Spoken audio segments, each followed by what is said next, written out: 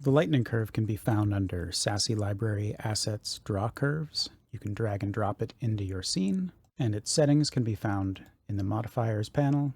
First up, we have the width. This is the overall width of the beam, so you can get quite a thin or you can get quite a wide beam. Subdivisions will smooth out, or in this case, give you more geometry to displace. And speaking of displacement, this is the amount of displacement, or how far we are pushing the stretching that you can see there. Subbolts is the chance for it to create these little offshoots. So we turn that down to 0, we can see there's no offshoots. Turn that back up, and they reappear.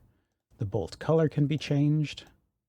And just be aware, too, that this is emissive, and we've got a bit of bloom happening around it, but sometimes with an emissive color, you can start to blow it out and actually lose a bit of the color, and it can tend to just move towards white. So if that is happening, you can turn it down, and that should give you a bit more hue, a bit more of that blue you can see, but obviously that's at the cost of some of that emissive effect, or the bloom effect. We've also got progress, which we can use to get the lightning moving in and out, animate it.